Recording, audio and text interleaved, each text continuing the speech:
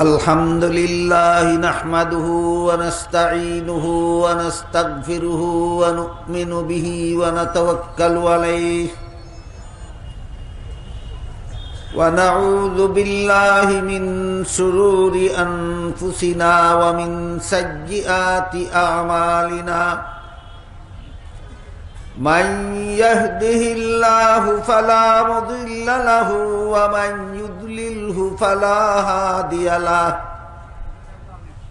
ونشهد أن لا إله إلا الله وحده لا شريك له ونشهد أن سيدنا ونبينا ومولانا محمدا عبده ورسوله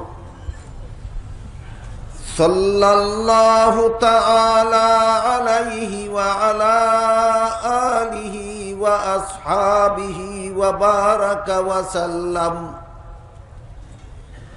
أما بعد فأعوذ بالله من الشيطان الرجيم بسم الله الرحمن الرحيم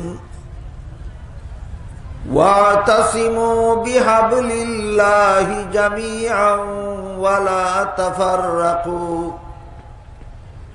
وقال رسول الله صلى الله عليه وسلم يد الله مع الجماعة ومن شذ شذ في النار أو كما قال عليه الصلاة والسلام শ্রদ্ধেয় সভাপতি হযরত উলামায়ে কেরাম, সম্মানিত সুধী সমাজ, দূর দূরান্ত থেকে আগত সর্বস্তরের মুসলমান ভাইয়েরা আমার, গতকাল বলেছি সূরা আলে ইমরানের 103 নম্বর আয়াত গতকালও তিলাওয়াত করেছিলাম, আজকেও একই আয়াত তিলাওয়াত করেছি। এখানে আল্লাহ ঈমান রক্ষার ঐক্যের রূপরেখা বর্ণনা করেছে। সংক্ষিপ্তভাবে, সহজভাবে বলা যায় ইসলামী ঐক্যের রূপরেখা। ইসলামী ঐক্য অমুসলমানদের নিয়ে হয় না, ইসলামী ঐক্য মুসলমানদের নিয়ে হয়। তাই এখানে আল্লাহ সম্বোধনটাই করেছেন মুমিন মুসলমানদেরকে। হ্যাঁ, দেশ রক্ষার ঐক্য মুসলিম অমুসলিম নির্বিশেষে সবাইকে নিয়ে হয়, যা গতকাল সবিস্তারে বর্ণনা করা হয়েছে। বুঝে থাকলে একটু দয়া করে বলবেন কি, দেশ রক্ষার ঐক্য আর ইসলামী ঐক্যের রূপরেখা কি একরকম না ভিন্ন ভিন্ন? দেশ রক্ষার ঐক্য শুধু মুসলমানদেরকে নিয়ে হয় না মুসলিম অমুসলিম নির্বিশেষে সবাইকে নিয়ে? আর ইসলামী ঐক্য শুধু মুসলমানদের। তাই আল্লাহ এখানে শুধুমাত্র মুমিন মুসলমানদের সম্বোধন করে বলেন, তোমরা আল্লাহর রশ্মিকে শক্তভাবে ধারণ করার মাধ্যমে ঐক্যবদ্ধ হও, বিচ্ছিন্ন হয় না। এর মানে হইল ঐক্যবদ্ধ হও। এখানে আল্লাহ ঐক্যবদ্ধ হওয়ার জন্য, মুমিন মুসলমানদের ঐক্যবদ্ধ হওয়ার জন্য একটা প্ল্যাটফর্ম বলে দিয়েছেন, সেটা আল্লাহর ভাষায় হাবলুল্লাহ। মুসলমানেরা যে প্ল্যাটফর্মে ঐক্যবদ্ধ হবে, মুসলমানেরা যে ঠিকানায় ঐক্যবদ্ধ হবে, সমস্ত মুসলমান ঠিকানাটা এই আয়াতে আল্লাহ বলে দিয়েছেন আল্লাহর ভাষায় হাবলুল্লাহ। আমরা এই শব্দটা মনে রাখি, মুসলমানদের ঐক্যের প্ল্যাটফর্ম হাবলুল্লাহ। মুসলমানদের ঐক্যের প্ল্যাটফর্ম হাবলুল্লাহ। হাবলুল্লাহ শব্দের শাব্দিক অর্থ হলো আল্লাহর রশি। সমস্ত মুফাসসিরিনে কেরাম এ ব্যাপারে একমত যে এখানে আল্লাহ রশি শব্দটা মূল অর্থে ব্যবহার করেননি, একটা রূপক অর্থে ব্যবহার করেছেন। যে কোনো ভাষার সাহিত্য সম্পর্কে যারা মোটামুটি ভাবে অবগত, তাদের সকলের জানা থাকার কথা যে শব্দ যে অর্থে ব্যবহার করার জন্য অভিধানে ধার্য করা হয়, সেই অর্থেই যদি ব্যবহৃত হয় তাহলে বলা হয় শব্দটা তার মূল অর্থে ব্যবহৃত।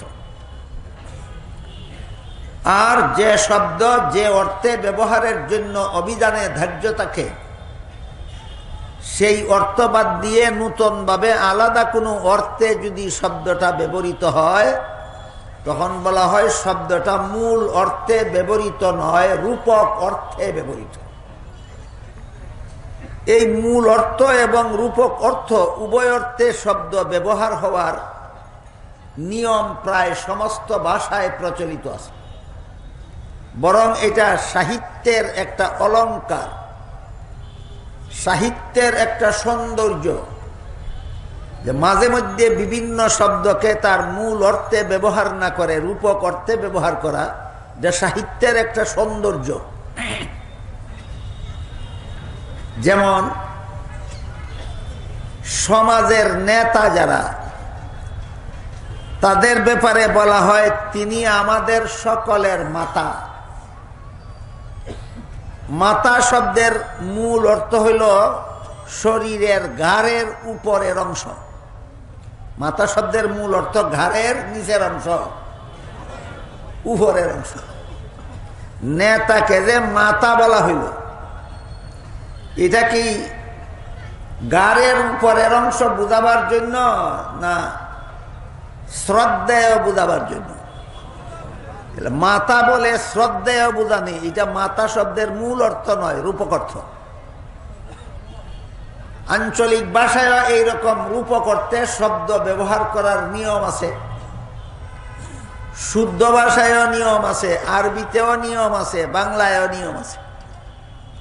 আল্লাহ পাক রব্বুল আলামিন পবিত্র কোরআনের বিভিন্ন আয়াতে বিভিন্ন শব্দকে মূল অর্থে ব্যবহার না করে রূপক অর্থে ব্যবহার করেছেন। তাই এই ব্যাপারে একটা মূলনীতি জানা থাকা দরকার। সেটা হলো, একটা শব্দকে আল্লাহ যে আয়াতে মূল অর্থে ব্যবহার করেছেন, সেই আয়াতে রূপক অর্থে ব্যবহার করা কোরআনের অপব্যাখ্যা। এই শব্দটাকে আল্লাহ যে আয়াতে রূপক অর্থে ব্যবহার করেছেন, সেখানে মূল অর্থে ব্যবহার করা অপব্যাখ্যা। যে শব্দকে যে আয়াতে আল্লাহ মূল অর্থে ব্যবহার করেছেন, সেই শব্দকে সেখানে মূল অর্থেই বুঝে নিতে হবে। যে শব্দকে আল্লাহ যে আয়াতে রূপক অর্থে ব্যবহার করেছেন, সেটাকে রূপক অর্থেই বুঝে নিতে হবে। এর একটি উদাহরণ, নূর একটা শব্দ আছে। নূর শব্দের মূল অর্থ, আবিধানিক অর্থ হলো আলো। নূর শব্দের আবিধানিক অর্থ আলো। যেমন বাতির আলো, সূর্যের আলো, চন্দ্রের আলো, এই আলোগুলিকে আবিধানিক অর্থে নূর বলা হয়। এটা নূর শব্দের মূল অর্থ। কিন্তু কোরআনের ভাষায়, কোরআনের পরিভাষায় এই নূর শব্দকে বিভিন্ন আয়াতে পারিভাষিক অর্থে ব্যবহার করা হয়েছে। সেখানে নূর শব্দের অর্থ আলো নয়, সেখানে নূর শব্দের অর্থ হেদায়েত। আল্লাহ কোরআনের এক আয়াতে নূর শব্দকে আলো অর্থে ব্যবহার করেছেন, আর এক আয়াতে এই নূর শব্দকে হেদায়েত অর্থে ব্যবহার করেছেন। যেখানে নূর শব্দকে আলো অর্থে ব্যবহার করেছেন, সেখানে যদি হেদায়েত অর্থে ব্যবহার করেন তাহলে সেটা হবে কোরআনের অপব্যাখ্যা। আর যেখানে আল্লাহ নূর শব্দকে হেদায়েত অর্থে ব্যবহার করেছেন, সেখানে যদি আপনি মূল অর্থে ব্যবহার করেন, সেটাও হবে অপব্যাখ্যা। কাজেই কোরআনের যে আয়াতে আল্লাহ যে শব্দকে মূল অর্থে ব্যবহার করেছেন, সেখানে মূল অর্থেই বুঝতে হবে। যেখানে রূপক অর্থে ব্যবহার করেছেন, সেখানে রূপক অর্থেই বুঝতে হবে। এর দুটি উদাহরণ দিচ্ছি। আল্লাহ কোরআনের এক আয়াতে বলেন, আলাম তারাউ কাইফা খালাকাল্লাহু সাবআ সামাওয়াতিন তিবাকা ওয়া জাআলাল কামারা ফীহিন্না নূরাও ওয়া জাআলাশ শামসা সিরাজা। তোমরা কি গবেষণার দৃষ্টিতে তাকিয়ে দেখো না আল্লাহ কেমন ভাবে স্তরে স্তরে 7টি আসমান সৃষ্টি করেছেন এবং আসমানগুলিতে চন্দ্রকে নূর হিসাবে স্থাপন করেছেন আর সূর্যকে বাতি স্বরূপ স্থাপন করেছেন। এখানে যে চন্দ্রকে আল্লাহ নূর বলেছেন এটা পারিভাষিক করতে নয়, আবিধানিক করতে। চন্দ্রকে নূর বলা হয়েছে হেদায়েত করতে নয়। চন্দ্র আমাদের হেদায়েত নয়, চন্দ্রকে আল্লাহ নূর বলেছেন আবিধানিক করতে, অর্থাৎ আলো। তাহলে যে আয়াতে আল্লাহ চন্দ্রকে নূর বলেছেন হেদায়েত অর্থে চন্দ্রকে নূর বলেছেন না আলো অর্থে? আলো অর্থে। আবার অন্য আয়াতে আল্লাহ বলেন আল্লাহু নূরুস সামাওয়াতি ওয়াল আরদ, আল্লাহ আসমান জমিনের নূর। এখানে নূর শব্দকে আল্লাহ আলো অর্থে ব্যবহার করেননি, এখানে নূর শব্দকে আল্লাহ হেদায়েত অর্থে ব্যবহার করেছেন। আসমান জমিনে যত আলো আছে এইগুলি আল্লাহ না। তাহলে আল্লাহ আসমান জমিনের নূর কথার অর্থ হলো আসমান জমিনের সবকিছুর হেদায়েত দাতা হলেন আল্লাহ। এই নূর শব্দকে একবার চন্দ্রকে নূর বলা হয়েছে, আবার আরেক আয়াতে আল্লাহকে নূর বলা হয়েছে। আমার কথা বুঝে থাকলে একটু দয়া করে বলবেন কি, যেখানে চন্দ্রকে নূর বলা হয়েছে এটা কি পারিভাষিক করতে না আবিধানি করতে? আবিধানি করতে। আর যে আয়াতে আল্লাহকে নূর বলা হয়েছে সেটা কি আবিধানি করতে না কোরআনের পরিভাষা? এই হইল মূল অর্থ আর রূপক অর্থ পার্থক্য করে চিনার উদাহরণ। যেভাবে নূর শব্দকে আল্লাহ কোন আয়াতে মূল অর্থে ব্যবহার করেছেন, কোন আয়াতে রূপক অর্থে ব্যবহার করেছেন, তেমনি ভাবে রশি শব্দটাকেও আল্লাহ আমাদের আলোচ্য আয়াতে মূল অর্থে নয় রূপক অর্থে ব্যবহার করেছেন। তেমনি ভাবে আরেক আয়াতে আল্লাহ সুতা সুতা সুতা সুতা শব্দকেও রূপক অর্থে ব্যবহার করেছেন, মূল অর্থে নয়। যেমন সেহরি খাওয়ার বিধান সম্বলিত আয়াতে আল্লাহ বলেন ফাকুলু ওয়াশরাবু হাত্তা ইয়াতাবায়্যানা লাকুমুল খাইতুল আবয়াদু মিনাল খাইতিল আসওয়াদি মিনাল ফাজর। তোমরা ততক্ষণ পর্যন্ত সেহরি খাও যতক্ষণ পর্যন্ত সাদা সুতা আর কালো সুতা পৃথকভাবে দেখা না যায়। আল খাইতুল আবিয়াদ শব্দের মূল অর্থ হইল সাদা সুতা, আল খাইতুল আসওয়াদ শব্দের মূল অর্থ হল কালো সুতা। আয়াত নাজিল হওয়ার পরে একজন সাহাবী এখানে সুতাকে মূল অর্থে বুঝেছেন, বুঝে সেহরি খেতে বসেছেন। এক পায়ে একটা সাদা সুতা বেঁধেছেন, আরেক পায়ে একটা কালো সুতা বেঁধেছেন। যতক্ষণ পর্যন্ত সাদা সুতা এবং কালো সুতার রং পৃথকভাবে বোঝা না যায় ততক্ষণ পর্যন্ত সেহরি খেয়েছেন। পরের দিন যখন রাসূলের কাছে ঘটনা বর্ণিত হল তখন রাসূল বলে দিলেন এখানে সুতা শব্দকে আল্লাহ মূল অর্থে ব্যবহার করেননি, বরং রূপক অর্থে ব্যবহার করেছেন। ভোর রাত্রে পূর্বাকাশ যখন অন্ধকার কালো রং ধারণ করে, আকাশের সেই কালো রংটাকে আল্লাহ রূপক অর্থে কালো সুতা বলেছেন।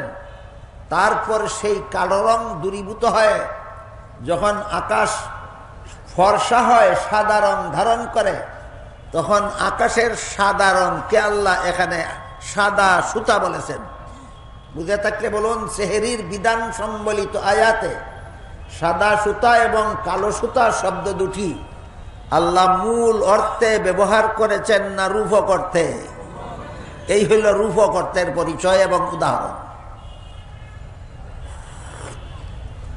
ঠিক তেমনি ভাবে আমাদের আলোচ্য আয়াত সূরা আলে ইমরানের 103 নম্বর আয়াতে যে আল্লাহ বলেছেন ওয়াতাসিমু বিহাবলিল্লাহি জামিআন ওয়ালা তাফাররাকু, তোমরা আল্লাহর রশিকে শক্তভাবে ধারণ করে ঐক্যবদ্ধ হও। এখানে রশি শব্দটাকেও আল্লাহ মূল অর্থে নয়, রূপক অর্থে ব্যবহার করেছেন। তাই মুফাসসিরিন কেরাম তাফসীরের কিতাবে লিখেছেন, এখানে আল্লাহ রশি শব্দকে যে অর্থে ব্যবহার করেছেন সেটা দড়ি নয়। দড়ি, দড়ি বুঝেন তো? আমরা আঞ্চলিক ভাষায় বলি দড়ি, বাংলা ভাষায় বলে রশি। মুফাসসিরিন কেরাম বলেন এখানে হাবলুন শব্দটা দড়ি বা রশি অর্থে আল্লাহ ব্যবহার করেননি, যদিও হাবলুন শব্দের মূল অর্থ দড়ি বা রশি। এখানে মূল অর্থে আল্লাহ ব্যবহার করেননি। এখানে আল্লাহ এই সব হাবলুন শব্দটাকে একটা রূপক অর্থে ব্যবহার করেছেন, এবং তা হলো আল্লাহর দ্বীন। তাহলে আয়াতের অর্থ হলো, হে মুমিন মুসলমানেরা, তোমরা শক্তভাবে আল্লাহর দ্বীন পালনের মাধ্যমে ঐক্যবদ্ধ হও। পরবর্তী কথাগুলি বুঝার সুবিধার জন্য মনে রাখি, এখানে যে আল্লাহ মুসলমানদের ঐক্যের একটা প্ল্যাটফর্ম বলে দিলেন হাবলুল্লাহ, এই হাবলুল্লাহ শব্দের মূল অর্থ হলো আল্লাহর রশি, কিন্তু এখানে রশি বুঝাবার জন্য আল্লাহ হাবলুল শব্দ ব্যবহার করেননি, আল্লাহর দ্বীন বুঝাবার জন্য হাবলুল্লাহ শব্দ ব্যবহার করেছেন। কাজেই এখানে আয়াতের অর্থ হবে তোমরা আল্লাহর রশিকে ধারণ করার মাধ্যমে ঐক্যবদ্ধ হও, এটা নয়, তোমরা আল্লাহর দ্বীন পালনের মাধ্যমে ঐক্যবদ্ধ হও। তাহলে আল্লাহর দ্বীন হলো মুসলমানদের ঐক্যের প্ল্যাটফর্ম। আল্লাহর দ্বীন হলো মুসলমানদের ঐক্যের প্ল্যাটফর্ম, ঠিকানা। আজকাল অনেকেই মুসলমানদের ঐক্যের দাওয়াত দেন, অনেকে অনেকে আজকাল না, শুধু সদা সর্বদাই কিছু মানুষকে মুসলমানকে ঐক্যের দাওয়াত দিতে দেখা যায়, এবং এই আয়াতের দ্বারাই দলিল পেশ করে থাকেন যে আল্লাহ কোরআনে বলেছেন তোমরা ঐক্যবদ্ধ হও, তোমরা পরস্পরে বিচ্ছিন্ন হয় না। এটা তো সচরাচর খুব বলা হয় এবং সস্তা কথা, কিন্তু ঐক্যের প্ল্যাটফর্মটা কি সেটা যারা ঐক্যের দাওয়াত দেন তাদের মুখে আমি কোনোদিন বলতে শুনিনি।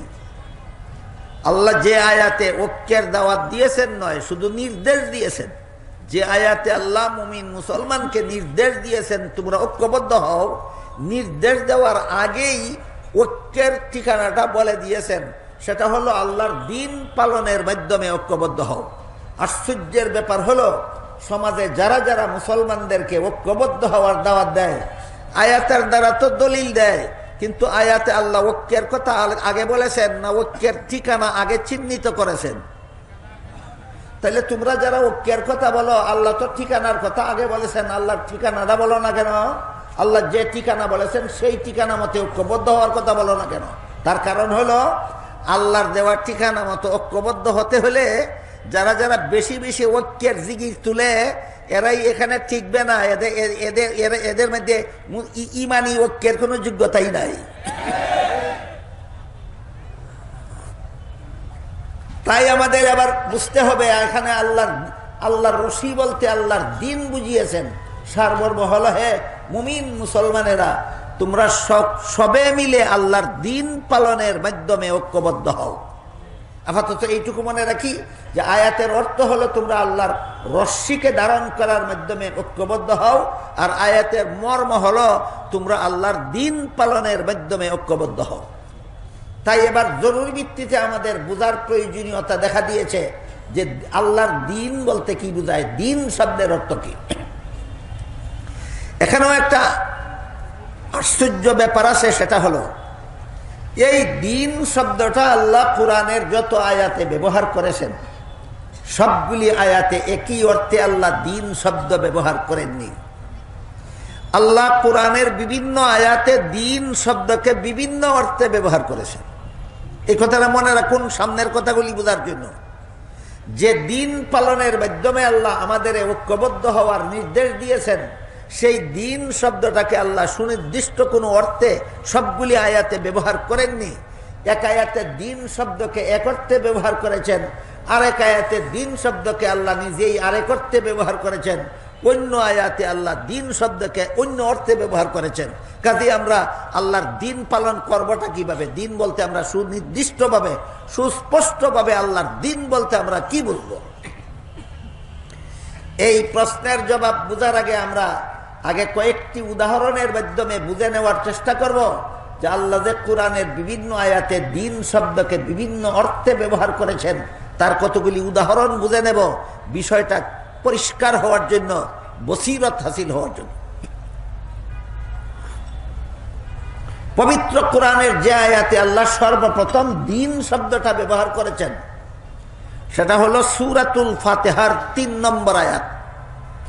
এখানে আল্লাহ বলেছেন মালিকি ইয়াউমিদ্দিন, এই যে দিন শব্দ, সূরাতুল ফাতিহার ৩ নম্বর আয়াতের সর্বশেষ শব্দটাই দিন। এখানে আল্লাহ দিন শব্দ ব্যবহার করেছেন কর্মফল অর্থ বুঝাবার জন্য। কাজেই আয়াতের শব্দার্থ হলো কর্মফল দান দিবসের মালিক আল্লাহ। যেহেতু কিয়ামতের দিন আল্লাহ সারা দুনিয়ার সমস্ত মানুষের জীবনের কর্মফল দেবেন, এই জন্য কিয়ামতের দিনকে আল্লাহ কর্মফল দেওয়ার দিন নামে আখ্যায়িত করেছেন।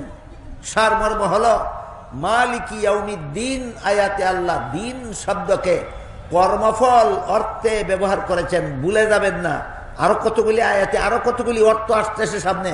দ্বিতীয়টা বুঝতে বুঝতে প্রথমটা যেন ভুলে না যান, তৃতীয়টা বুঝতে বুঝতে দ্বিতীয়টা যেন ভুলে না যান, চতুর্থটা বুঝার আগে তৃতীয়টা যেন ভুলে না যান। মালিকি ইয়াউমিদ্দিন আয়াতে আল্লাহ দিন শব্দকে কর্মফল অর্থে ব্যবহার করেছেন। এরপর দেখুন সূরাতুল বাকারার ২৫৬ নম্বর আয়াতে আল্লাহ বলেছেন লা ইকরাহা ফিদ্দিন। এই আয়াতের ব্যাপারে যৎকিঞ্চিত আলোচনা গতকাল আনুষঙ্গিকভাবে হয়েছিল। এখানে লা ইকরাহা ফিদ্দিন আয়াতে আল্লাহ দিন শব্দকে কর্মফল অর্থে নয়, ধর্ম অর্থে ব্যবহার করেছেন। এর আয়াতের অর্থ হলো তোমরা ধর্মের বেলায় বল প্রয়োগ করবে না। কোন ধর্মাবলম্বী ভিন্ন কোন ধর্মাবলম্বীদের ধর্ম পালনে বাধাও দিতে পারবে না, ধর্মান্তরিত হওয়ার জন্য বল প্রয়োগ করতে পারবে না, বরং সমস্ত ধর্মাবলম্বীরা আপন আপন ধর্ম পালনে স্বাধীন।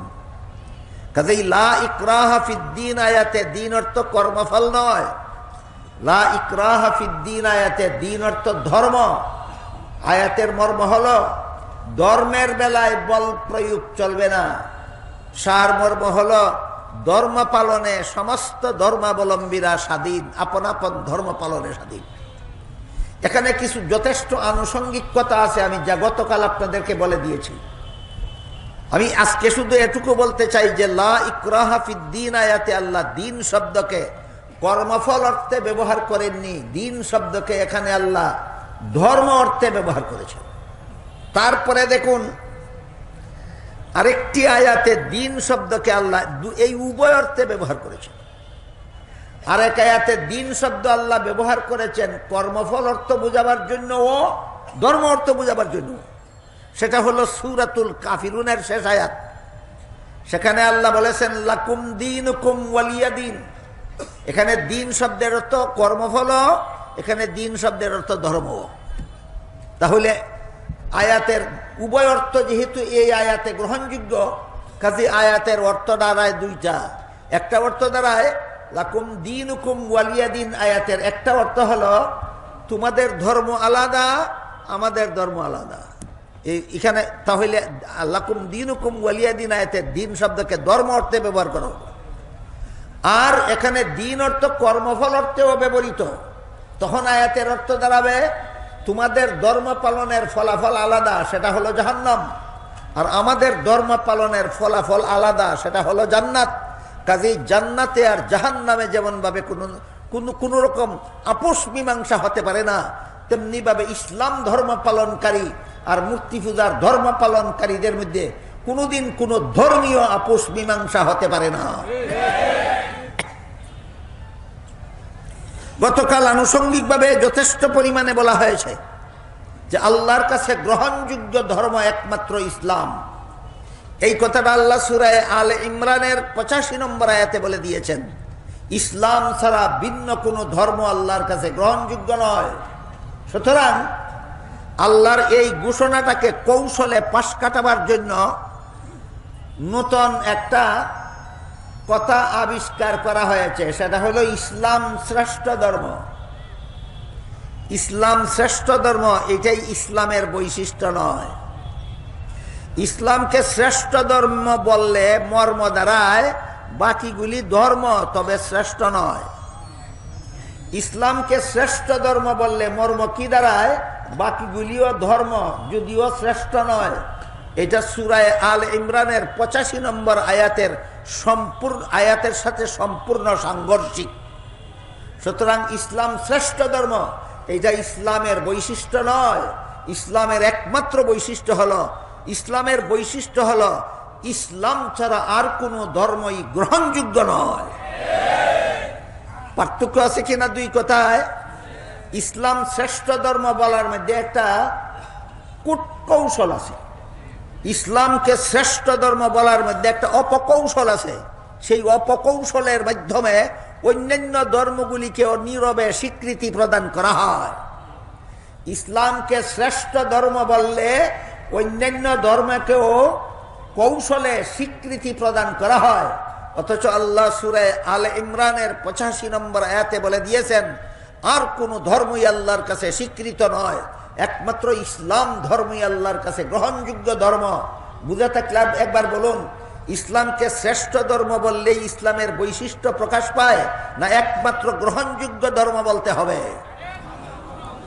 যেহেতু আল্লাহ কুরআনের সূরা আল ইমরানের 85 নম্বর আয়াতে ইসলামকেই একমাত্র গ্রহণযোগ্য ধর্ম বলে দিয়েছেন, কাজেই সরাসরি হোক, প্রত্যক্ষভাবে হোক আর পরোক্ষভাবে হোক, সরাসরি হোক আর কৌশলে হোক, এই কথা যারা এড়িয়ে যাবে, পাশ কেটে যাবে, এই কথা যারা বিশ্বাস করবে না, এই কথা যারা স্বীকার করবে না যে ইসলাম ছাড়া আর কোনো ধর্মই আল্লাহর কাছে গ্রহণযোগ্য নয়, পরিষ্কার ভাষায় এই কথা যারা স্বীকার করবে না, এরা সূরা আলে ইমরানের 85 নম্বর আয়াত মানে না, যারা কোরআনের আয়াত মানে না, এরা মুসলমান নয়।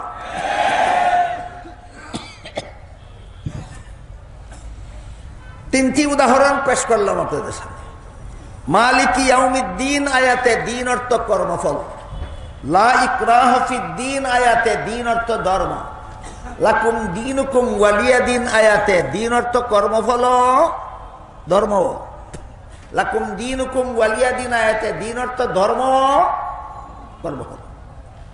তারপরে দেখুন সূরা শুরার 13 নম্বর আয়াতে আল্লাহ বলেছেন আকিমুদ্দিন, এখানেও দিন শব্দ আছে, কিন্তু এখানে দিন শব্দকে আল্লাহ কর্মফল অর্থেও ব্যবহার করেননি, ধর্ম অর্থেও ব্যবহার করেননি। সূরা শুরার 13 নম্বর আয়াতে যে আল্লাহ বলেছেন আকিমুদ্দিন, এখানে দিন অর্থ কর্মফল নয়, দিন অর্থ ধর্মও নয়। এখানে দিন শব্দকে আল্লাহ ইসলামের সহি আকীদা অর্থ বুঝাবার জন্য ব্যবহার করেছেন। সহি আকীদা কোরআনের ভাষা, বাংলায় বলতে পারেন বিশুদ্ধ মতবাদ। আকিমুদ্দিনের অর্থ হলো তোমরা যারা মুসলমান হওয়ার দাবি করো, তোমরা ইসলামের বিশুদ্ধ মতবাদে অটল থাকো। আল্লাহ মুসলমানদেরকে সম্বোধন করে নির্দেশ দিচ্ছেন, হে মুসলমানেরা, তোমরা ইসলামের বিশুদ্ধ মতবাদে অটল থাকো। সুতরাং সূরা শুরার 13 নম্বর আয়াতে যে আল্লাহ বলেছেন আকিমুদ্দিন, এখানে দিন অর্থ ধর্মও নয়, এখানে দিন অর্থ কর্মফল নয়, এখানে দিন অর্থ ইসলামের বিশুদ্ধ মতবাদ। কেন আল্লাহ এই নির্দেশটা দিলেন? কারণ রাসূলের যুগে এমন যথেষ্ট পরিমাণ মানুষ ছিল যারা নিজেদের ধর্ম ইসলাম বলে দাবি করত, কিন্তু ভ্রান্ত মতবাদে বিশ্বাসী ছিল। এদেরকে সতর্ক করে দিয়ে আল্লাহ সূরা শুরার 13 নম্বর আয়াতে বলেছেন, সত্যই যদি মুসলমান হয়ে থাকো, ইসলামের নামে ভ্রান্ত মতবাদ পোষণ করা যাবে না।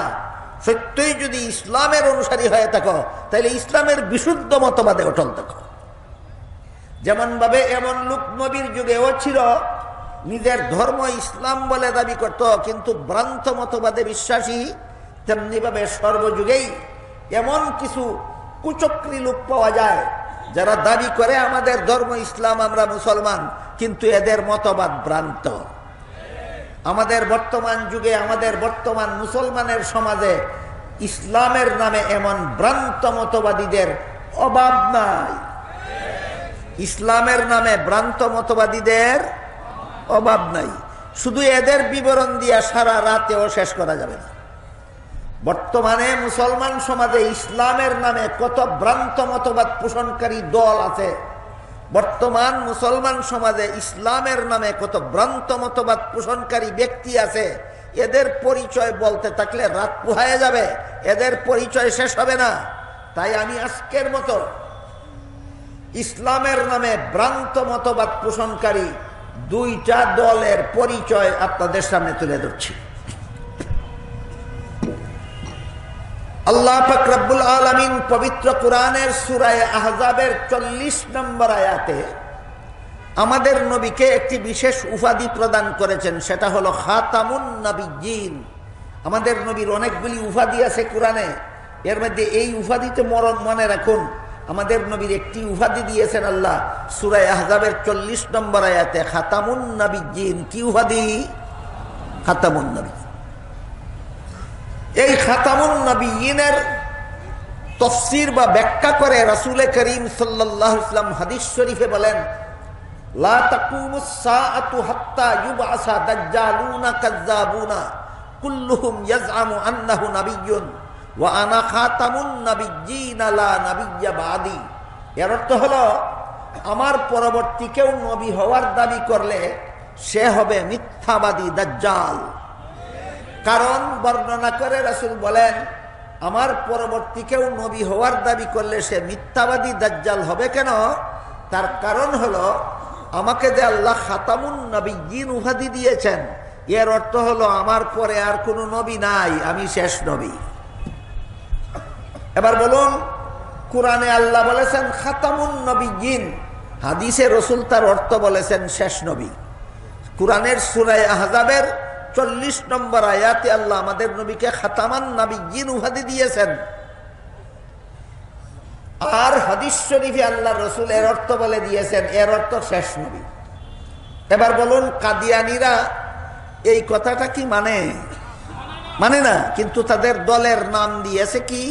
আহমদিয়া মুসলিম জামাত। মুসলিম জামাত অর্থ মুসলমানের দল, মুসলিম জামাত অর্থ মুসলমানের দল। কাদিয়ানীরা নিজেদেরকে মুসলমানের দল বলে দাবি করে, সূরা আহজাবের 40 নম্বর আয়াত মানে না।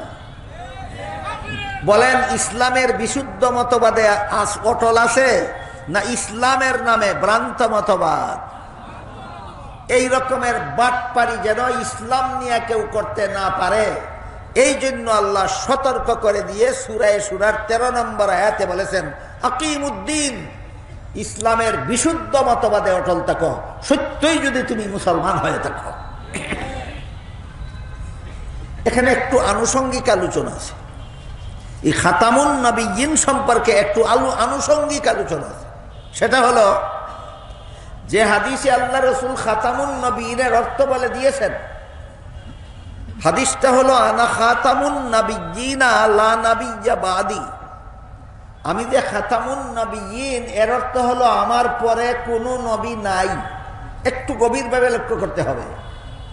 খাতামুন নবিয়্যিনের অর্থ করতে গিয়ে রাসূল আমার পরে কোনো নবী আসবেন না বলেননি আমার পরে কোনো নবী আসবেন না, বলেছেন আমার পরে কোনো নবী নাই। আমার কথা বুঝে থাকলে বলুন, আসবেন না বলেছেন না নাই বলেছেন? কেন আসবেন না বললেন না, কেন নাই বললেন? তাইলে আসবেন না আর নাই এর মধ্যে পার্থক্য কি? এইটা না বুঝার কারণে আজকাল অনেক সরল মুসলমান কাদিয়ানীদের খপ্পরে পড়ে তাদের শয়তানি প্রশ্নের জবাব দিতে না পেরে কাদিয়ানী হয়ে যায়। কাজেই সর্বস্তরের মুসলমানের ঈমান হেফাজতের জন্য আসবেন না এবং নাইয়ের পার্থক্যটা পরিষ্কারভাবে বুঝে নেওয়া দরকার, যেন কাদিয়ানীদের খপ্পরে পড়ে আমরা কেউ ঈমান ধ্বংস না করি। যদি রাসূল বলতেন আনা খাতামুন নাবিয়্যিনা লা ইয়াজিআ নাবিয়্যুম বাদি, এভাবে যদি বলতেন, তাহলে হাদিসের অর্থ হতো আমার পরে কোনো নবী আসবেন না। এভাবে রাসূল বলেননি। আমার পরে দুনিয়াতে কোনো নবী আসবেন না এভাবে বলেননি, বলেছেন আমার পরে কোনো নবী নাই। আবার বলুন, আসবেন না বলেছেন না নাই বলেছেন? কেন? আসবেন না আর নাই এর মধ্যে পার্থক্য কি? আমরা তো মনে করি আসবেন না আর নাই এক কথাই। তাইলে যদি নবী আসবে নাই না বলে বলতেন আসবেন না, তাইলে নবীর দুইটা হাদিস পরস্পর বিরোধী হইত।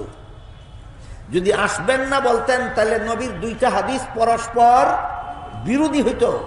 কোন হাদিস?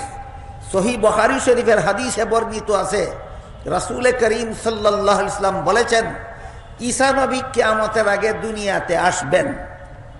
আজকে নতুন শুনলেন না আরো শুনেছেন? যে নবী একবার বললেন ঈসা নবী আসবেন, এই নবী আবার বলবেন আমার পরে কোনো নবী আসবেন না। তাহলে কি নবীর দুই কথা পরস্পর বিরোধী হইতো না? এই কারণে তিরমিজি শরীফের বর্ণিত হাদিসে লাই ইয়াজিয়া নবিয়্যুম বাদি বলেননি, আমার পরে কোনো নবী আসবেন না বলেননি, বলেছেন আমার পরে কোনো নবী নাই। আসবেন না বলেননি কেন? যেহেতু বুখারীর হাদিসে বলেছেন ঈসা নবী আসবেন, তাই তিরমিজির হাদিসে আসবেন না বলেননি বলেছেন নাই। তাহলে আসবেন না বলেননি যেহেতু ঈসা নবী আসবেন সেজন্য, তাহলে আমার পরে কোনো নবী নাই কথার অর্থ কি? এই প্রশ্নের জবাব পাওয়া যায় মুসলিম শরীফের হাদিসে। মুসলিম শরীফের বর্ণিত হাদিসে রাসূল করিম সাল্লাল্লাহু আলাইহি ওয়াসাল্লাম বলেছেন লা নুবুওয়াতা বাদি। তিরমিজি শরীফের হাদিসে বলেছেন লা নাবিয়্যা বাদি, এর অর্থ হইল কোন নবী নাই। আর মুসলিম শরীফের হাদিসে বলেছেন লা নুবুওয়াতা বাদি, অর্থাৎ আমার পরে কোনো নবী নাই কথার ব্যাখ্যা হইল আমার পরে আর কেউ নবী হবে না। এবার বলেন কোন নবী আসবেন না আর কেউ নবী হবে না, দুই কথার মধ্যে পার্থক্য নাই? আকাশ পাতাল। ঈসা নবী আসবেন এই জন্য কোন নবী আসবেন না বলেননি, কিন্তু এই ঈসা নবী আসবেন ছাড়া আর কেউ নবী হবে না, এটা বোঝাবার জন্য নবী আসবেন না না বলে তিরমিজির বর্ণিত হাদিসে কোন নবী নাই বলেছেন। সারমর্ম হলো মুহাম্মদুর রাসূলুল্লাহ সাল্লাল্লাহু আলাইহি ওয়াসাল্লাম খাতামুন নবিয়্যিন, এর মানে হলো তিনি শেষ নবী। কোন হিসাবে? তারপরে আর কাউকে নবী বানানো হবে না, আর কেউ নবী হবে না। এই জন্য মুহাম্মদুর রাসূলুল্লাহ সাল্লাল্লাহু আলাইহি ওয়াসাল্লাম খাতামুন নবিয়্যিনের ব্যাখ্যা করে বলেছেন আমি শেষ নবী। তাহলে ঈসা নবী যদি আসবেনই, তাইলে এই নবী শেষ নবী রইলেন কিভাবে? আরেক প্রশ্ন বাকি থাকে। কাদিয়ানীরা এই শয়তানি প্রশ্নটাও আপনাদের করে থাকে, জবাব না দিতে পেরে অনেক সরল মুসলমান কাদিয়ানী হয়ে যায়। তাই সমস্ত মুসলমানের ঈমান রক্ষার স্বার্থেই এটাও পরিষ্কারভাবে বুঝে নেওয়া দরকার, ঈসা নবী যদি আসবেনই তাইলে আমাদের নবী শেষ নবী রইলেন কিভাবে? এই বিষয়টা আমি একটা অত্যন্ত কঠিন প্রশ্ন, কিন্তু এই জন্য কঠিন কথা অনেক সময় উদাহরণের মাধ্যমে বোঝা সহজ হয়।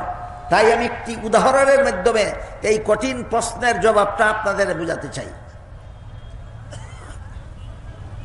ধরুন একজন রোগীকে কয়েকজন ডাক্তার পালাক্রমে চিকিৎসা করলেন।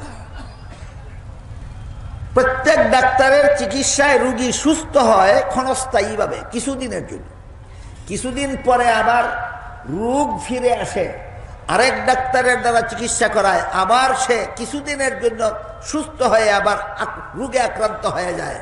এভাবে ডাক্তার পাল্টাতে পাল্টাতে শেষ পর্যন্ত এমন একজন ডাক্তারের দ্বারা রোগী তার চিকিৎসা করালো যে ডাক্তারের চিকিৎসায় রোগী যে সুস্থ হইল আর জীবনে কোনোদিন অসুস্থ হইল না।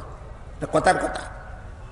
এবার বলুন পূর্ববর্তী ডাক্তারগণ কি শ্রেষ্ঠ না সর্বশেষ ডাক্তার শ্রেষ্ঠ?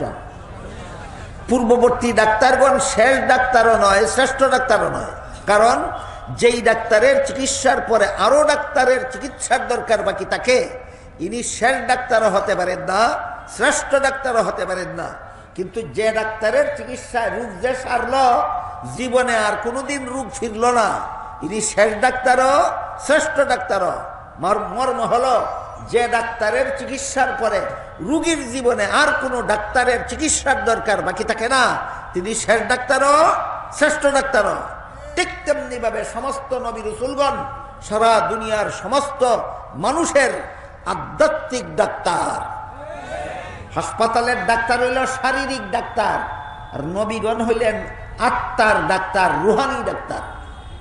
অন্যান্য নবী রাসূলগণের আগমনের দ্বারা কিছু মানুষ ইমানদার হইতো, নবী বিদায় হওয়ার পর কিছুদিন পরে আবার সব বেঈমান হইয়া যেত। আবার নবী আসতেন, কিছু মানুষ ইমানদার হইতো, কিছুদিন পরে সব বেঈমান হইয়া যেত। আবার কিছুদিন পর নবী আসার পর কিছু মানুষ ইমানদার হইতো, নবী বিদায়ের পরে সব বেঈমান হইয়া যাইত। এইভাবে নবী আস্তে আস্তে আস্তে আস্তে সর্বশেষে মুহাম্মদুর রাসূলুল্লাহ আসলেন। তিনি বলে গেছেন, আমার পরে যে একদল মানুষ ইমানদার হইল, এরা কিছুদিন পরে বেঈমান হবে না, কিয়ামত পর্যন্ত আমার উম্মতের একদল ইমানের উপর অটল থাকবে।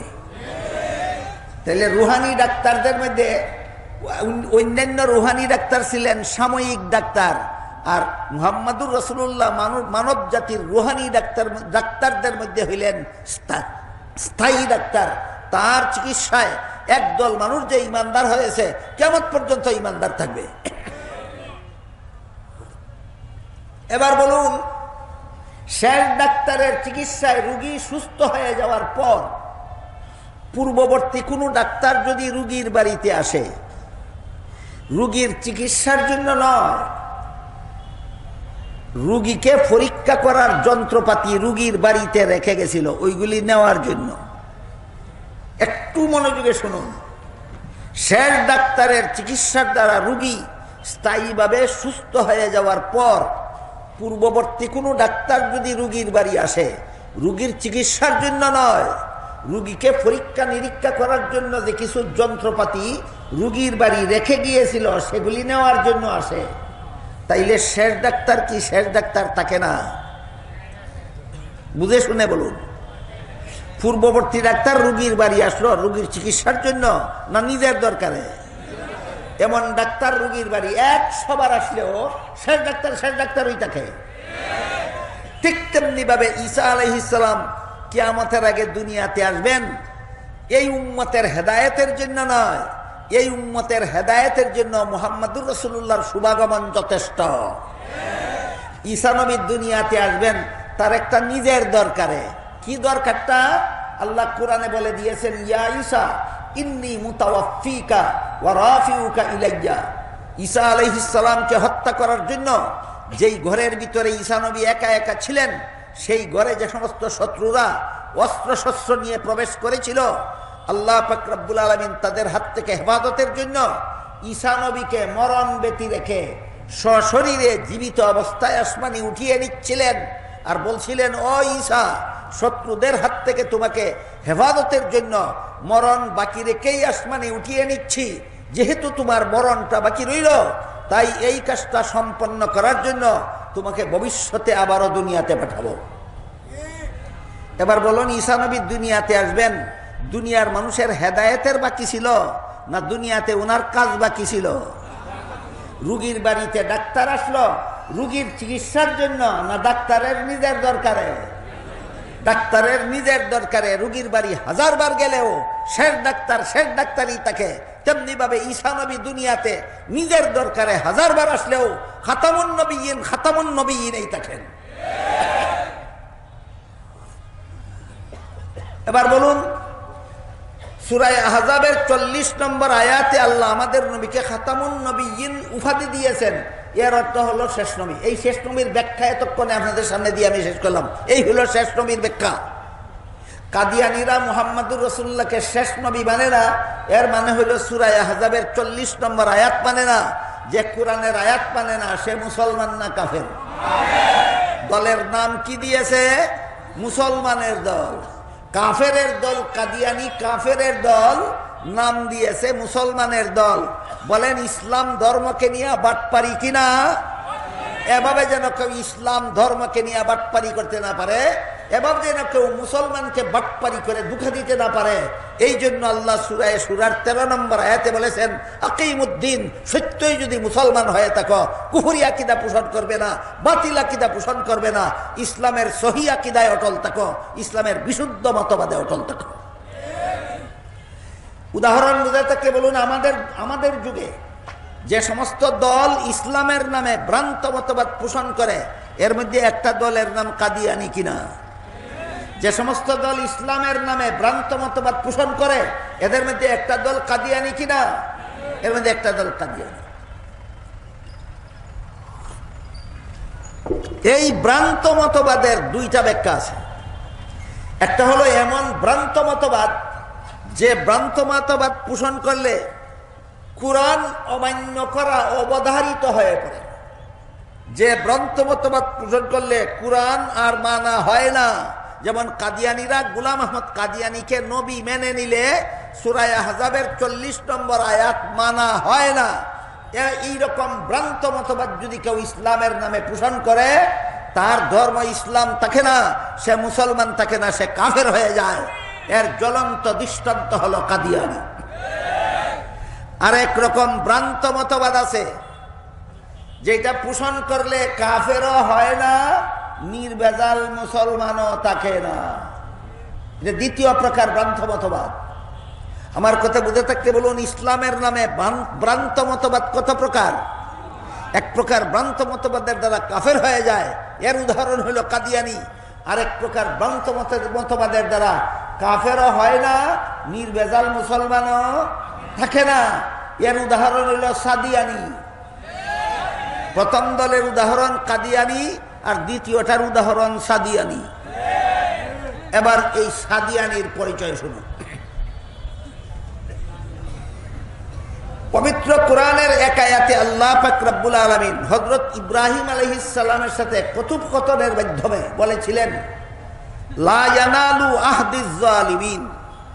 ইব্রাহিম আলাইহিস সালাম আল্লাহর কাছে আবেদন করেছিলেন, হে আল্লাহ, আমার নেক্সট জেনারেশনকেও আপনি নবী বানান, আমার পরবর্তী প্রজন্মরাও যেন নবী হয়।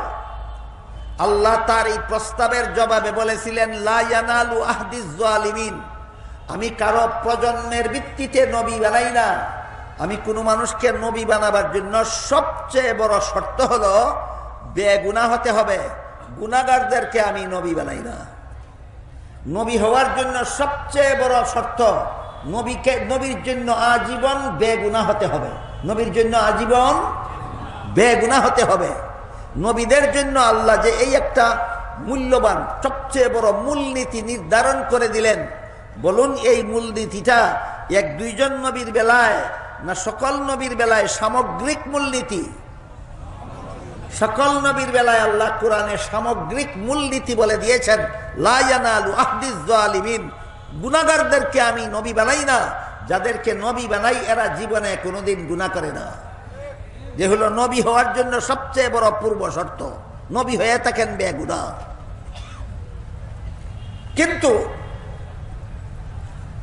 বর্তমান মুসলমান সমাজে অনেকদিন পূর্ব থেকেই কিছু মুসলমান যারা নিজে নিজে পণ্ডিত হয়, নিজে নিজে কোরআন শিখে, নিজে নিজে মুফাসসিরে কোরআন হয়, কোরআন তাফসীর নিজে নিজেই করে।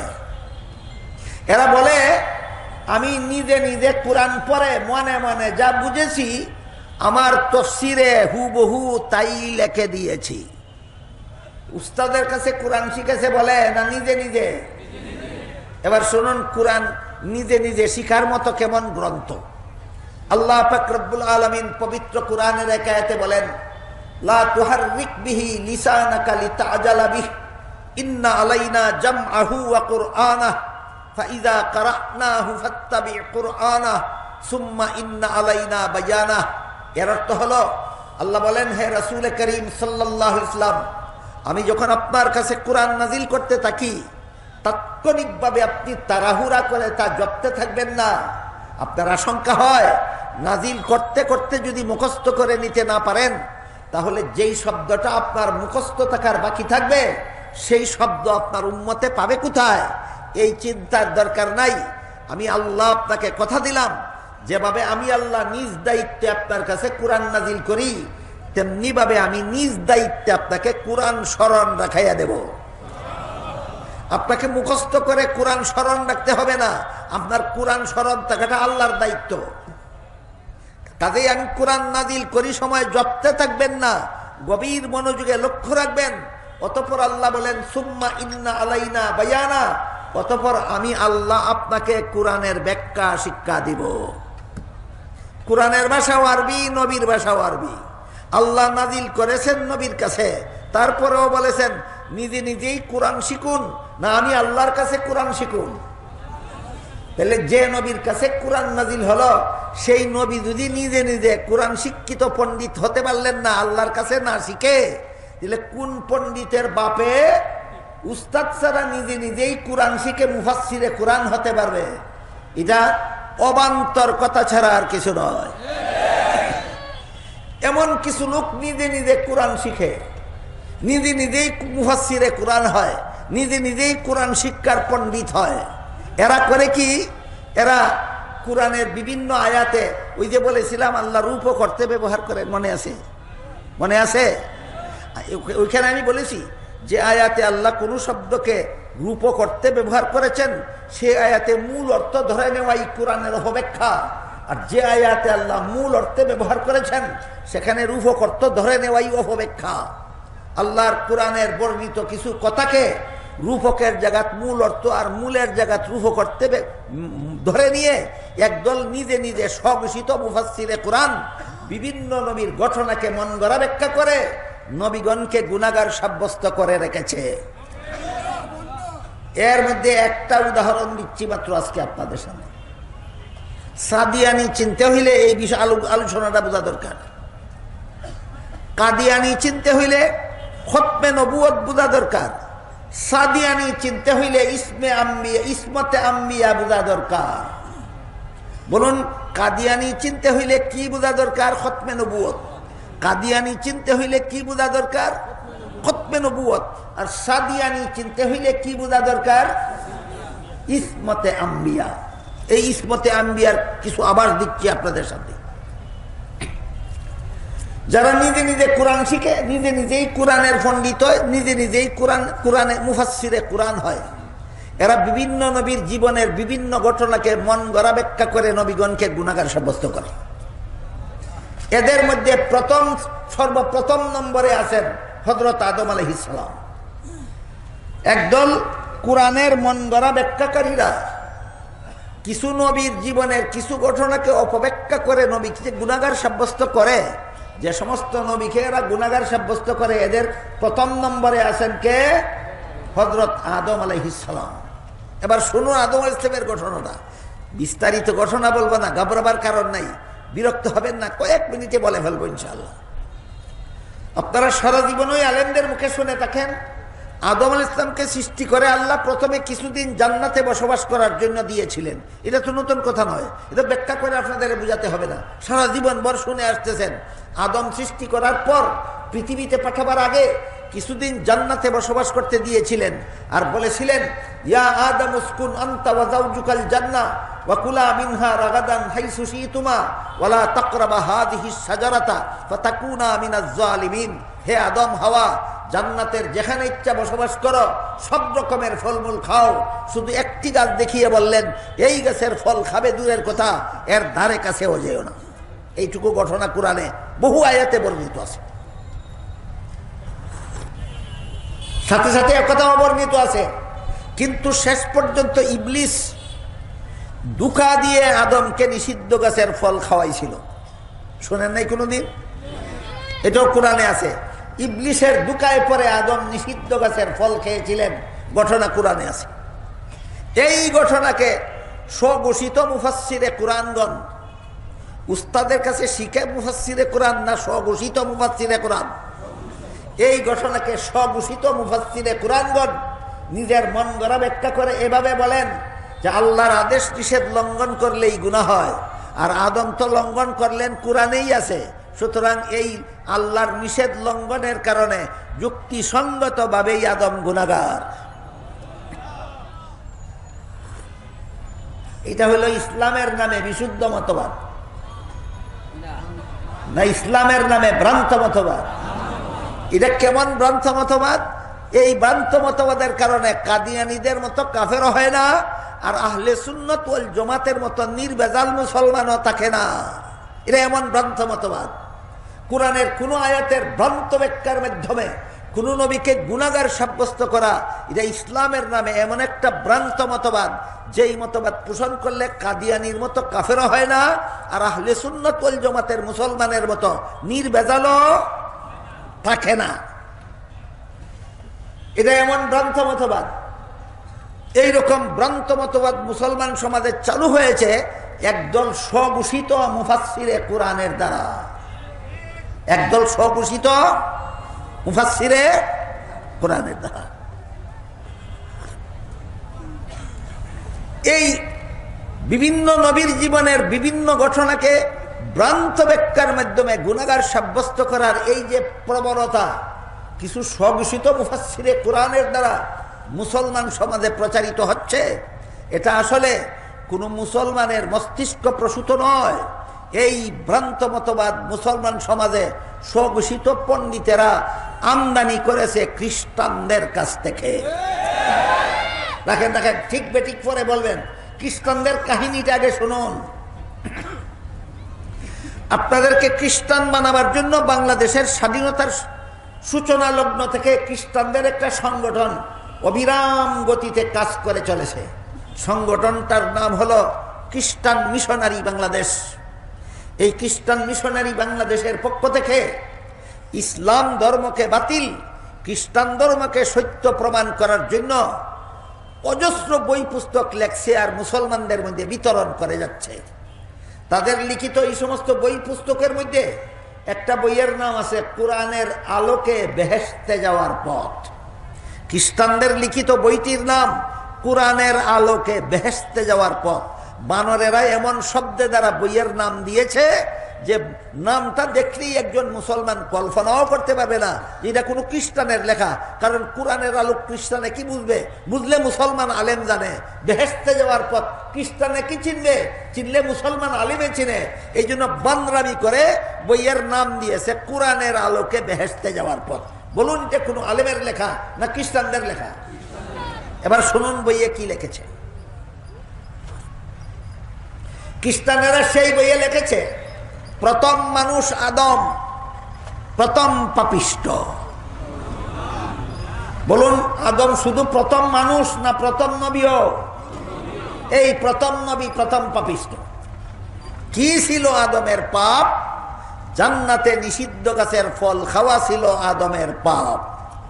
বড় চটকদার যুক্তি। কিন্তু যারা গভীরভাবে ইসলামের জ্ঞান অর্জন করেন না, যারা মুহাক্কিকিনে মুফাসসিরিনের কাছ থেকে কোরআনের তাফসীর বুঝার চেষ্টা করেন না, তারা এই সমস্ত চটকদার যুক্তি দেখলে অনায়াসেই বিভ্রান্ত হয়ে পড়েন।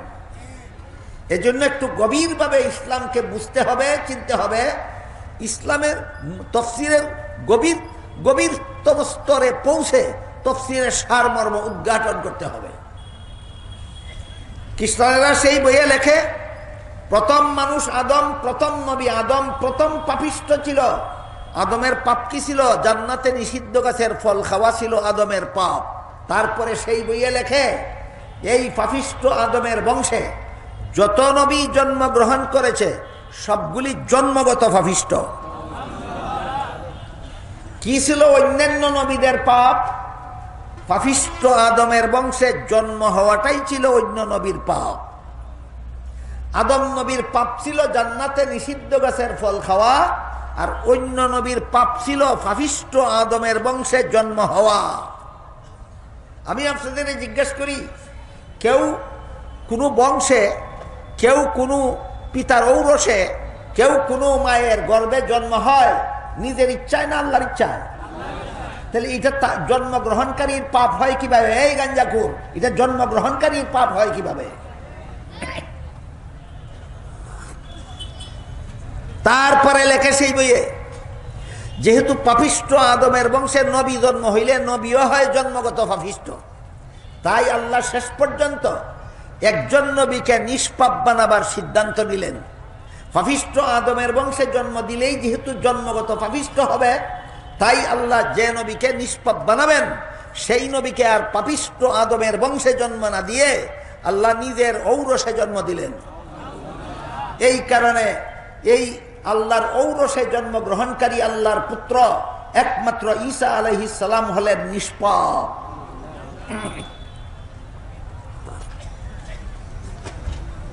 আরো গাঞ্জাখুরি কথা অনেক আছে এই বইয়ের মধ্যে। আমি বইয়ের রেফারেন্স দিতে থাকলে অনেক রাত অনেক গভীর হয়ে যাবে, রেফারেন্স শেষ হবে না। আমি মূল কথার দিকে ফিরে যাই।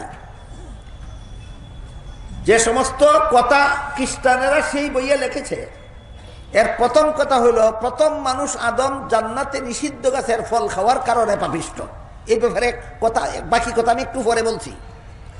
2 নম্বর কথা হলো, পাপিষ্ট আদমের বংশে যারা জন্মগ্রহণ করেছে যত নবী, সবগুলি নবী জন্মগত পাপিষ্ঠ। এদের পাপ ছিল পাপিষ্ঠ আদমের বংশে জন্ম হওয়া। বলুন, জন্ম হওয়াটা জন্মগ্রহণকারী পাপ হয় না যে জন্ম দেয় তার পাপ হয়? তাহলে তো এই পাপ নবীর পাপ না, এই পাপ তো নবীকে যে আল্লাহ পাপিষ্ঠ আদমের বংশে জন্ম দিল, তোমাদের দাবি মতো সেই আল্লাহর পাপ। এমন কথা কোনো ধর্মের কথা হতে পারে না? ধর্মের নামে গাঞ্জাকুরি কথা। এই জন্য উদাহরণগুলি হলো, খ্রিস্টানরা যে সমস্ত মতবাদে বিশ্বাসী, এইগুলি কোনো ধর্মীয় মতবাদ নয়, এইগুলি হলো ধর্মের নামে গাঁজাকুরি মতবাদ। এই গাঁজাকুরি মতবাদে বিশ্বাসী খ্রিস্টানেরা আদম আলাইহিস সালামকে পাপিষ্ঠ সাব্যস্ত করার জন্য তার জীবনের যেই ঘটনাকে দলিল হিসাবে গ্রহণ করেছে, সেটা হলো জান্নাতে নিষিদ্ধ গাছের ফল খাওয়ার ঘটনা। এবার বলুন, মুসলমান সমাজে যে সমস্ত স্বঘোষিত মুফাসসিরে কুরআন আদম আলাইহিস সালামকে জান্নাতে নিষিদ্ধ গাছের ফল খাওয়াকে দলিল হিসাবে, নিষিদ্ধ গাছের ফল খাওয়ার ঘটনাকে দলিল হিসাবে পেশ করে আদমকে গুনাহগার সাব্যস্ত করছে, এরা কি এই মতবাদটা কি এদের নিজস্ব মস্তিষ্ক প্রসূত না খ্রিস্টানদের কাছ থেকে আমদানিকৃত? সুতরাং মুসলমান সমাজের যে সমস্ত স্বঘোষিত মুফাসসিরে কুরআনরা আদম আলাইহিস সালামের নিষিদ্ধ গাছের ফল খাওয়াকে ভ্রান্ত ব্যাখ্যার মাধ্যমে আদমকে গুনাহগার সাব্যস্ত করে, এরা প্রকারান্তরে খ্রিস্টানদের দালালি করে।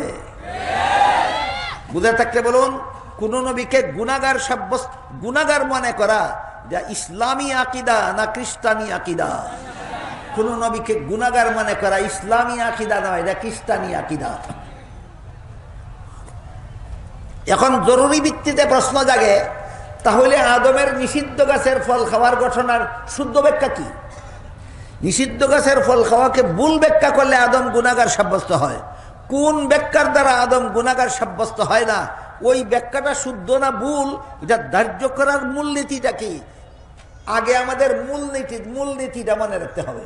ওই মূলনীতির আলোকে আমরা ওই মূলনীতিটাকে স্কেল বানিয়ে, মাপকাঠি বানিয়ে আমরা দেখব খ্রিস্টানি আকীদা বিশুদ্ধ না ইসলামী আকীদা বিশুদ্ধ। মূলনীতি হলো আল্লাহর ঘোষণা, লা ইয়ানালু আহদিজ জালিমিন, গুনাহগারদেরকে আমি নবী বানাই না। এটা হলো কোন নবীর ব্যাপারে গুনাহগার না বেগুনাহ, এই ব্যাপারে যত ব্যাখ্যা আছে, এর মধ্যে কোন ব্যাখ্যা শুদ্ধ আর কোন ব্যাখ্যা ভুল, এটা সাব্যস্ত করার স্কেল হইল গুনাহগারদেরকে নবী বানাই না। এটা আল্লাহর নির্ধারিত মূলনীতি, মনে রাখুন। এরপরে আসুন, খ্রিস্টানেরা এবং মুসলমানের স্বঘোষিত মুফাসসিরে কুরআনেরা আদম আলাইহিস সালামের নিষিদ্ধ গাছের ফল খাওয়ার যে ব্যাখ্যা করেছে, এই ব্যাখ্যাটা যদি আমরা 1 মিনিটের জন্য মেনে নিই, কতক্ষণের জন্য? ব্যাখ্যাটা কি? যে আল্লাহর আদেশ নিষেধ লঙ্ঘন করলেই গুনাহ হয়, আর আদম তো লঙ্ঘন করলেনই, সুতরাং আদম বেগুনাহ রইলেন কোথায়? এটা হলো ভুল ব্যাখ্যা। আমি ভুল না শুদ্ধ পরে বলবো। এই ব্যাখ্যাটা যদি আমি একটু সময়ের জন্য মেনে নেই, তাহলে আল্লাহর নির্ধারিত মূলনীতি গুনাহগারদেরকে নবী বানাই না, মূলনীতি বজায় থাকে না লঙ্ঘন হয়? এই স্কেলের দ্বারা সাব্যস্ত হইল তোমার ব্যাখ্যা ভ্রান্ত। আল্লাহ একবার বলবেন বেগুনাহকে নবী বানাই, আবার বলবেন আদম গুনাহ করলেন। তোমার মতো স্ববিরোধী উক্তি করে আল্লাহ নাকি? আল্লাহ পাক রব্বুল আলামিন পবিত্র কোরআনের অন্য আয়াতে বলেছেন, লাউ কানা মিন ইনদি গায়রিল্লাহি লাওয়াজাদু ফীহি ইখতিলাফান কাসীরা। এই কোরআন যদি আমার অবতীর্ণ না হতো, কোরআন যদি কোনো মানুষের মন গড়া রচিত হতো, মানুষের সবসময় সব কথা মনে থাকে না। একবার এক কথা বলতো, কিছুক্ষণ পরে স্ববিরোধী কথা বলতো। আমার যেহেতু অতীত বর্তমান ভবিষ্যৎ সবকিছু সমানভাবে স্মরণ থাকে, কাজে আমি একবার এক কথা বলে আবার তার বিরুদ্ধে স্ববিরোধী কথা বলতে পারি না। একবার বলেছি গুনাহগারদেরকে নবী বানাই না, আবার নবীকে গুনাহগার বলবো, এমন মাতাল আমি তোমাদের মতো আমি আল্লাহ নই। কাজে আল্লাহ যেহেতু একবার বলেছেন গুনাহগারদেরকে নবী বানান না, তাহলে আদমের নিষিদ্ধ গাছের ফল খাওয়াকে যেভাবে ব্যাখ্যা করলে আদম গুনাহগার সাব্যস্ত হয়ে যায়, এই ব্যাখ্যা যে ভুল তার প্রমাণ হলো আল্লাহর মূলনীতি। তোমার ব্যাখ্যা আল্লাহর মূলনীতি বিরোধী। তাহলে আল্লাহর মূলনীতির সাথে সামঞ্জস্যশীল ব্যাখ্যা কোনটা? আল্লাহর মূলনীতির সাথে সামঞ্জস্যশীল ব্যাখ্যা হলো আহলে সুন্নাত ওয়াল জামাতের ব্যাখ্যা। আজকের জন্য আমি দুঃখিত, আহলে সুন্নাত ওয়াল জামাত নামেও, যেমন ভাবে আহমদিয়া মুসলিম জামাত নামে এই দেশে মুসলমান নামে কাফিরের দল নিজেদেরকে মুসলমান বলে পরিচয় দেয়, ঠিক তেমনি ভাবে ভারত উপমহাদেশে চরমপন্থী বেদাতীরাও নিজেদেরকে আহলে সুন্নাত ওয়াল জামাত নামে পরিচয় দেয়। কাদিয়ানীরা হাজারবার নিজেদেরকে মুসলমান দাবি করলেও যেভাবে কাদিয়ানী মুসলমান নয়, ঠিক তেমনি ভাবে বেদাতীরা লক্ষ কোটিবার নিজেদেরকে সুন্নি বললেও বেদাতীরা সুন্নি নয়।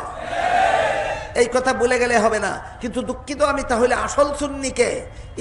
এই প্রশ্নের জবাব আমার আলোচ্য বিষয় নয়, আমার আয়াতের ব্যাখ্যার ভিতরে নাই, অন্য সময় সুযোগ হলে ইনশাল্লাহ বলে দেব। আজকের কথা হলো যে আহলে সুন্নাত ওয়াল জামাতের যত মানুষই উস্তাদের কাছে কোরআনের ব্যাখ্যা শিখেছেন, কোরআনের তফসির শিখেছেন, নির্ভরযোগ্য মুফাসসিরে কোরআন, গ্রহণযোগ্য তফসিরের যত কিতাব লিখেছেন আহলে সুন্নাত ওয়াল জামাতের সমস্ত মুফাসসিরে কোরআন, তাদের তফসিরের কিতাবে জান্নাতে আদমের নিষিদ্ধ গাছের ফল খাওয়ার বিশুদ্ধ ঘটনা উল্লেখ করেছেন। সেটা হইল খ্রিস্টানদের মতবাদ বিরোধী, আল্লাহর মূলনীতির সপক্ষে। সেই মূলনীতিটা হলো, সেই বিশুদ্ধ ব্যাখ্যাটা হলো, মানুষের কোনো কাজের দ্বারা গুনাহ হয় আর কোনো কাজের দ্বারা সওয়াব হয়। মানুষের কোনো কাজে গুনাহ হয়, কোনো কাজে সওয়াব হয়, জান্নাতি জীবনে নয়, দুনিয়ার জীবনে। বলুন, মানুষের কোনো কাজে সওয়াব হয়, কোনো কাজে গুনাহ হয়, কোন জীবনে? জান্নাতি জীবনের কোনো কাজে সওয়াব নাই, গুনাহ নাই। আহলে সুন্নাত ওয়াল জামাতের মুফাসসিরে কোরআনের লেখা তাফসীরের কিতাবগুলিতে এই ব্যাখ্যা উল্লেখ আছে যে মানুষের কোনো কাজে সওয়াব হয়, কোনো কাজে গুনাহ হয় দুনিয়ার জীবনে, জান্নাতি জীবনের কোনো কাজে সওয়াব নাই, গুনাহ নাই। এবার বলুন, আদম নিষিদ্ধ গাছের ফল খেয়েছিলেন কোন জীবনে? এর সাথে সওয়াবেরও কোনো সম্পর্ক নাই, গুনাহরও কোনো সম্পর্ক নাই। এই ব্যাখ্যা আল্লাহর মূলনীতির সাথে সাংঘর্ষিক না মূলনীতির অনুকূলে? প্রমাণ হয়ে গেল আহলে সুন্নাত ওয়াল জামাতের ব্যাখ্যা বিশুদ্ধ, খ্রিস্টানদের ব্যাখ্যা বাতিল। কাজেই কোন নবীর জীবনের কোন ঘটনাকে মন গড়া ব্যাখ্যা করলে যদি দেখা যায় গুনাহগার সাব্যস্ত হয়ে যান, প্রমাণ হয়ে যাবে এটা মন গড়া ব্যাখ্যা।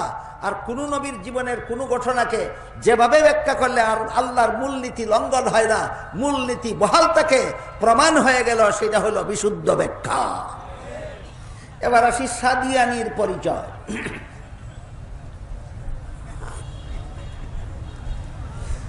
কাদিয়ানীদের বড় নেতা হইল গোলাম আহমদ কাদিয়ানী, আর সাদিয়ানীদের বড় নেতা হইল মৌলানা সাদ সাহেব। মৌলানা সাদ সাহেব কয়, হযরত জাকারিয়া আলাইহিস সালাম আল্লাহর দরবারে শাস্তিযোগ্য অপরাধ করেছিলেন। ফার্সি ভাষায় গুনাহ, আরবি ভাষায় মাসিয়াত, বাংলা ভাষায় শাস্তিযোগ্য অপরাধ।